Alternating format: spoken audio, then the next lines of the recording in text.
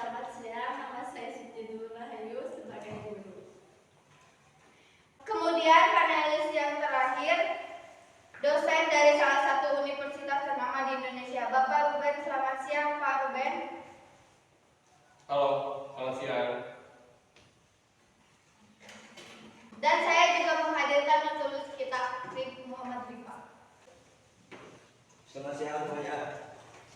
Selanjutnya saya akan memulai dengan tanggapan panelis terkait bagaimana tentang perkembangan sistem pendidikan di Indonesia. Menurut Pak Arya, selaku mahasiswa yang saat ini masih menempuh pendidikan, bisa memberikan tanggapan apakah sejauh ini sistem pendidikan di Indonesia sudah berjalan ideal sesuai dengan harapan masyarakat. Waktu dan layar dipersilakan kepada Pak Arya. Baik, terima kasih atas kesempatannya. Tanggapan saya berbicara mengenai sistem pendidikan di Indonesia. Mungkin banyak orang yang sudah tahu bahwa sistem pendidikan di Indonesia ini bisa dibilang belum cukup baik. Jika dibandingkan dengan sistem pendidikan di Finlandia, sistem pendidikan di kita ini belum ada apa-apanya. Banyak sekali perbedaan di dalam sistem pendidikan, di antaranya yang pertama, di Indonesia menggunakan nilai sebagai standar pendidikan, sedangkan Finlandia tidak. Yang kedua, di Indonesia semua orang berlomba-lomba untuk masuk ke sekolah favorit, sedangkan di Finlandia semua sekolah adalah sekolah favorit. Yang ketiga, pekerjaan rumah atau PR sangat murah diberikan sekolah di Indonesia, sementara di Finlandia pekerjaan rumah tidak diberikan. Yang terakhir, di Indonesia murid harus mengikuti semua mata pembelajaran di sekolah, sementara di Finlandia mereka memilih mata pembelajaran yang mereka sukai. Yang selanjutnya, kenapa sistem pendidikan di Finlandia dapat dikatakan sistem pendidikan yang sukses? Hal ini lantaran mereka mempraktikkan pola pendidikan dari Ki Hajar Dewantara, yakni sekolah adalah tempat belajar yang menyenangkan. Lantas, mengapa sistem pendidikan di kita ini tidak segera berbenah? Apakah anak-anak harus cerdas dan tak berhak bahagia? Terima kasih, saya kembalikan ke moderator. Baik, berarti sejauh ini sistem rekrut di Indonesia memang belum cukup baik. Jika dibandingkan dengan sistem rujukan di Finlandia, sistem ini kan kita masih tertinggal sangat jauh dan ada keresahan dari mahasiswa sendiri. Mengapa kita tidak melakukan saja sistem adegan Finlandia itu di Indonesia? Mungkin Pak Ruben bisa menjawab keras alasan mengapa mengadopsi sistem pendidikan Finlandia yang terbukti bagus. Silakan Pak Ruben. Baik, terima kasih atas waktunya kepada Mbak Nadia. Nah, menanggapi persoalan tadi, mengapa sistem pendidikan di Indonesia tidak dapat mengadopsi sistem pendidikan di Finlandia? Menurut tanggapan saya, bagaimanapun pendidikan di Indonesia senantiasa harus menanggapi yang namanya masalah di setiap tahapnya. Nah, masalah-masalah ini hanya dapat diselesaikan dengan partisipasi dan dengan kontribusi dari semua pihak yang terlibat, yang terkait dalam sistem pendidikan seperti guru, kemudian kepala sekolah, masyarakat, dan juga pentingnya peserta didik itu sendiri. Nah, oleh sebab itu, ini sebuah sistem yang dianggap guru harus diperbaiki dari super kecil, yaitu super kecil adalah keluarga. Tadi keluarga khususnya orang tua adalah pihak yang paling bertanggung jawab penuh terhadap perkembangan buah hatinya. Orang tua juga memberi dominasi, memberi dasar, dan kemudian memberi trauma lagi bagi anak agar nantinya mampu menanggapi lingkungan yang kedepannya. Nah, kemungkinan ketidakmampuan orang tua dalam mendidik anak mereka menjadi sasaran empuk bagi kapitalis sekolah yang hanya mengajar keuntungan, hanya mengajar keuangan, seperti itu. Kemudian itulah mengapa sistem pendidikan kita di Indonesia sangat sulit untuk membenahi. Karena apa? Karena sistem pendidikan kita melibatkan partisipasi dari banyak pihak, mulai dari orang tua, guru, kepala sekolah, dan peserta didik sendiri. Lalu mengapa sistem pendidikan di Indonesia ini tidak dapat mengadopsi sistem pendidikan seperti di negara Finlandia? Menurut saya ada beberapa alasan yang mendasari itu. Yang pertama adalah tidak kecukupan anggaran kita untuk membangun infrastruktur pendidikan sebagaimana yang dimiliki oleh Finlandia tadi. Perlu kita ketahui bahwasannya anggaran pendidikan per kapita di Indonesia ini sepertinya masih lebih rendah dibandingkan dengan anggaran pendidikan per kapita di Finlandia. Jadi, untuk mendapatkan pendidikan yang berkualitas, pendidikan yang unggul seperti di Finlandia, APBN di Indonesia ini harus segera dinaikkan dengan naiknya berpuluh-puluh kali lipat. Karena Indonesia tidak cuma Jakarta dan tidak cuma hanya kota-kota besar lainnya. Kemudian, untuk menggalang dana sebesar itu, bagaimana caranya? Nah, bisa dengan melakukan penerimaan pajak yang tinggi. Kemudian, yang jelas adalah jangan korupsi. Kita lihat negara-negara Skandinavia seperti Finlandia sana, mereka terkenal dengan pajaknya yang tinggi, yang progresif, dan yaitu jangan lupa Finlandia adalah negara peringkat ketiga di dunia dengan negara bersih-kori dan transparan pemerintahannya. Oleh sebab itu, kita tak heran lagi penduduk di sana mendapatkan fasilitas yang tergerai. Mulai dari sekolah gratis, pulang sekolah bisa naik taksi gratis, kemudian kolam renang pun disediakan gratis, dan taman-taman bermain pun serba gratis. Nah, kemudian alasan yang kedua, rasio guru dan murid di Finlandia hanya 1:12 siswa. Artinya, satu guru maksimal hanya mengajar 12 siswa. Coba kita bandingkan dengan di Indonesia. Kebanyakan satu kelas itu sampai 30 bahkan 40 siswa lebih. Kemudian alasan yang parah karena SDM sumber daya manusia dan sumber daya alam di Indonesia itu sangat berbeda dengan Finlandia. Kita pelajari dulu. Sudah sampai mana? SDM yang kita punya sehingga patokannya kita bisa melihat SDM secara agregat. Untuk memudahkan dia ini peserta didik kita yang anak-anak yang menang dalam Olimpiade Matematika di tingkat internasional sebagai patokan. Kita bisa melihat SDM secara agregat. Untuk mudahnya lihat isi peserta kita dari Sabang sampai Merauke. Kemudian alih-alih kita daripada membuang-buang anggaran Bengali kunjungan kita ke Finlandia, ini dia ingin belajar dengan sistem pendidikan di sana. Bukankah lebih baik kita menggunakan anggaran untuk mengkoordinasi, sinkronisasi, dan mensinergikan kementerian kita supaya bisa bekerja sendiri-sendiri? Karena kenapa? Di situ nanti ada peran departemen. Terkait contoh ada Kemenpora. Kalau mereka mau, mereka bisa mengambil alih masalah gizi ini. Karena percuma gizi kita bagus, tapi obesitas atau yang bisa kita lakukan ketika menanggapi masalah seperti ini, apakah yang dilakukan Kemenpora terkait isu gizi membangun di Indonesia? Saya harap saya salah, tetapi belum ada.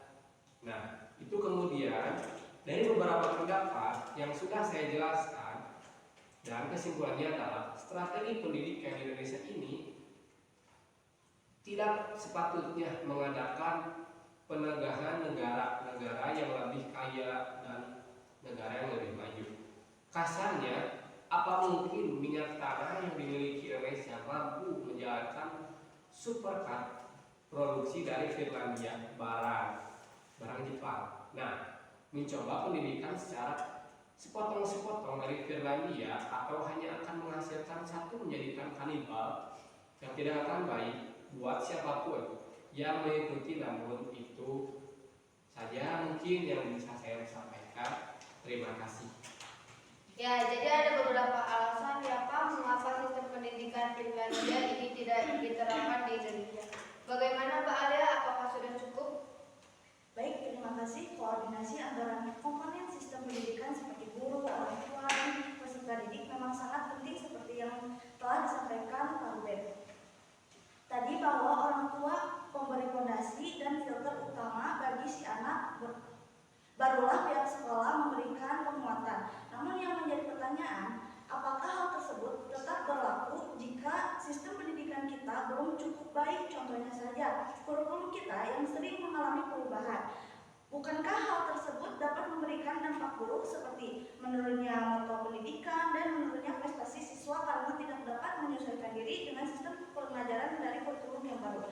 Dari sini, walaupun ada partisipasi yang baik dari guru, dari sekolah, orang tua, peserta didik, jika sistem pendidikan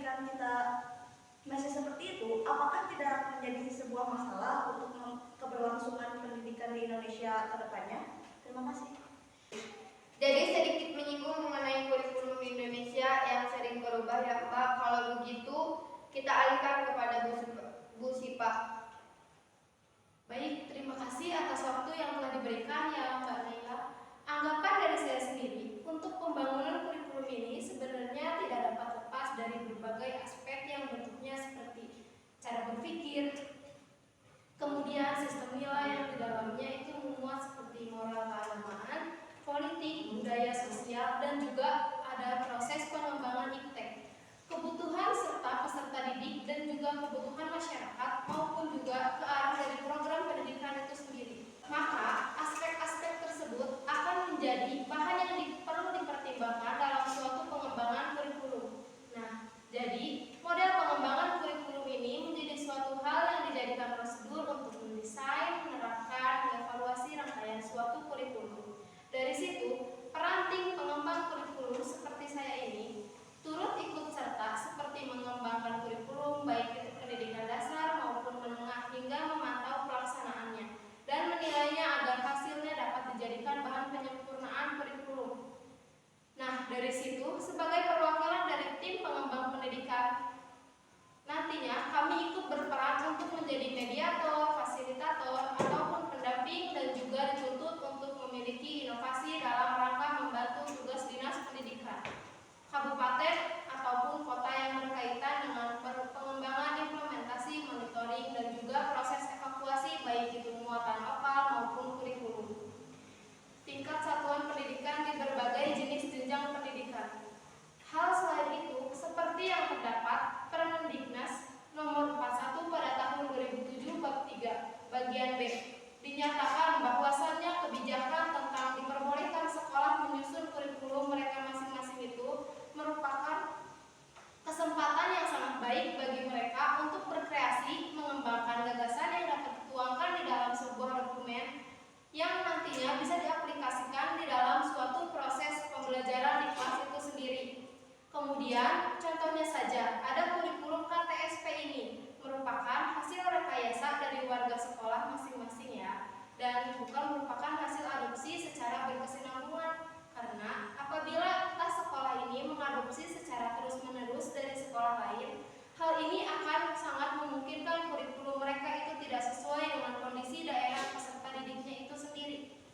Maka dari itu, model pengembangan kurikulum harus dapat menggambarkan suatu proses sistem perencanaan pembelajaran yang dapat memenuhi berbagai kebutuhan dan tanda dari keberhasilan pendidikan itu sendiri. Nah, dari situ, dalam pengembangan kurikulum, seharusnya banyak pihak yang harus turut berpartisipasi seperti administrator pendidikan, para ahli pendidikan, ahli dalam kurikulum, maupun ahli-ahli dalam ilmu pengetahuan lain. Yang misalnya ada juga guru dan ikut serta orang tua serta tokoh-tokoh masyarakat yang bisa berpartisipasi di dalamnya. Dari pihak tersebut yang secara terus-menerus bisa terlihat dalam pengembangan kurikulum agar berjalan sesuai dengan yang direncanakan. Nah, dari situlah perencanaan yang dilakukan akan memberikan kejelasan dalam pengimplementasiannya dan akhirnya bisa menghasilkan produk berupa output peserta didik yang diinginkan. Jadi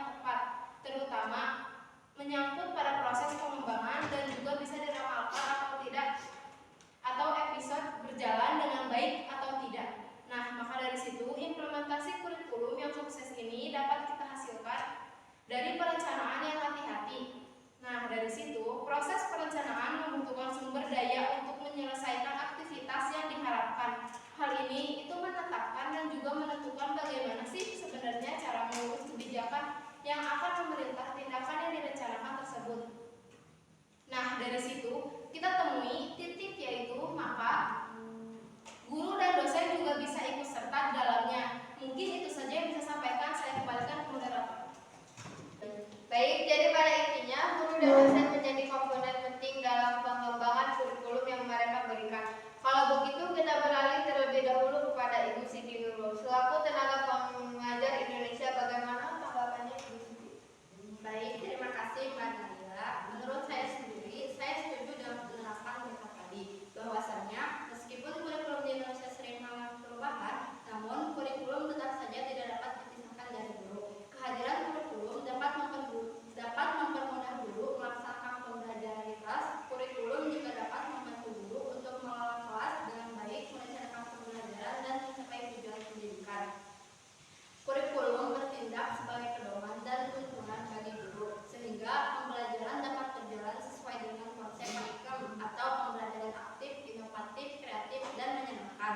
Begitupun sebaliknya, dalam pelaksanaan kurikulum, guru seperti saya sangat berperan dalam menginformasikan nilai-nilai yang terkandung dalam buku kurikulum sesuai dengan petunjuknya kepada siswa dalam proses belajar mengajar. Maka dari itu, berhasil tidaknya kurikulum banyak tergantung atas peranan guru yang dapat dilakukan dalam pengembangan kurikulum. Antara lain, yang pertama, guru sebagai perencana pengajaran, ia harus membuat perencanaan pengajaran dan persiapan sebelum melakukan kegiatan mengajar. Dan yang kedua, guru sebagai pengelola pengajaran harus dapat menciptakan situasi belajar yang memungkinkan tercapainya tujuan pengajaran yang telah ditentukan. Dan yang ketiga, guru sebagai evaluator, artinya ia melakukan pengukuran untuk mengetahui apakah anak telah mencapai hasil belajar seperti yang diharapkan. Seorang guru juga dituntut untuk mampu mengembangkan sikap profesional guru dalam melaksanakan tugas dan tanggung jawab. Dalam pendidikan berani profesional, dalam hubungan ini adalah guru yang memiliki keahlian sebagai guru. Artinya, guru itu harus mempunyai kompetensi atau kemampuan dasar sebagai syarat untuk memanggul profesi tersebut. Sistem pengajaran yang ada di Indonesia sendiri terbagi menjadi beberapa kategori. Salah satunya yang banyak diterapkan yaitu sistem yang berorientasi pada nilai para pelajar. Akan ditekankan bagaimana bersikap jujur, disiplin terhadap waktu, bertanggung jawab, dan juga diberikan motivasi yang tinggi untuk mencapai cita-cita mereka. Dengan begitu, siswa akan diajarkan PKN pada tingkat pendidikan menengah maupun pendidikan tinggi. Selain itu, ada juga sistem yang menganut konsep pendidikan terbuka. Peserta didik pada sistem yang satu ini dituntut untuk bersaing dengan teman agar berpikiran inovatif serta kreatif. Tak berhenti sampai situ saja, ada juga sistem pendidikan di Indonesia yang cukup beragam yang diterapkan di tanah air. Sistem pendidikan di tanah air juga digolongkan menjadi beberapa bagian, mulai dari formal dan informal. Formal biasanya pada waktu belajar yang ada ditetapkan agar bisa memaksimalkan proses belajar anak di sekolah, terlebih lagi pada pembelajaran yang disampaikan karena waktunya kurang sesuai, terlalu singkat maupun lama. Maka dari itu, sistem pendidikan ini didesain secara khusus agar KBM lebih efektif. Dalam sistem pendidikan, maka perlu adanya penyesuaian kurikulum sesuai perubahan zaman. Tujuannya untuk menyesuaikan keadaan pendidikan sekarang, mengevaluasi kinerja tenaga pendidik, memperbaiki sarana dan prasarana sekolah, dan juga lain sebagainya. Dengan adanya upaya ini, saya yakin diharapkan sistem pendidikan di Indonesia bisa lebih bersaing dan mengimbangi negara lain di ASEAN, sehingga peserta didik bisa mendapatkan pendidikan layak dan yang terbaik. Begitu Mbak Naila. Baik, antara guru dan kurikulum itu saling berhubungan erat. Begitu kita kembali kepada Ibu Sipa. Jika Ibu Siti Nurul tidak menyatakan hubungan timbal balik antara kurikulum dan guru, lalu apakah dalam perubahan kurikulum juga memberikan pengaruh terhadap pendidikan? Terima kasih atas waktu yang diberikan, izin menjawab. Terkait perubahan kurikulum sendiri ini sebenarnya mengundang para guru ya Mbak untuk terampil dalam kegiatan pengembangan kurikulum itu sendiri. Jadi, kegiatan mengembangkan kurikulum yang dimaksud di sini yaitu kegiatan dalam menyusun rancangan program pembelajaran baik itu terdiri dari analisis kurikulum, kemudian penyiapan tujuan instruksional, kemudian juga kegiatan yang nantinya diarahkan untuk mencapai tujuan, serta perencanaan evaluasi hingga menemukan strategi-strategi yang sesuai. Nah, dari situ, sebagai pelaksana kurikulum, guru ini menjadi kelompok pertama yang seharusnya itu merespon merespon perubahan kurikulum karena berhubungan dengan teknis pengembangan kurikulum, terutama yang terkait langsung dengan pelaksanaan kegiatan pembelajaran, yakni perencanaan, pelaksanaan, pembelajaran atau kerap disebut sebagai RPP. Nah, terdapat juga serangkaian proses kegiatan pembelajaran yang terus ditempuh oleh guru dalam memindahkan nilai dan isi yang terkandung dalam sebuah kurikulum potensial ini oleh guru kepada peserta didiknya atau kepada para siswanya. Nah, dari sini kondisi yang diharapkan adalah apa yang terjadi dalam proses pembelajaran itu bisa sesuai dengan yang terkandung di dalam kurikulum potensial itu sendiri. Dari situ, kesenjangan antara proses pembelajaran dengan kurikulum potensial menjadi gejala menurunnya kualitas atau proses pembelajaran yang pada akhirnya bisa mengindikasikan menurunnya kualitas dari sebuah pendidikan. Nah, ini ya udah, dari sinilah gurulah yang menentukan tercapai atau tidaknya tujuan dan harapan yang diamanahkan melalui sebuah kurikulum. Nah, dari sini guru ini menjadi faktor penentu keberhasilan seluruh proses pembelajaran sehingga berhasil atau tidaknya suatu pendidikan ini. Begitu menurut saya. Baik, terima kasih. Tadi kita sudah dengar para panelis yang memberikan tanggapan pada siang ini. Selanjutnya ada note tulis yang akan menyimpulkan tanggapan dari para panelis. Ya, terima kasih atas waktunya Mbak. Ya, kita bahas yang telah dikemukakan Mbak. Jadi saya menyimpulkan tanggapan yang telah panelis-panelis kita berikan. Kita menemukan titik temu bahwa kita setuju sistem pendidikan di Indonesia saat ini memang belum cukup baik, namun meskipun demikian pemerintah dan komponen-komponen dalam sistem pendidikan saat ini terus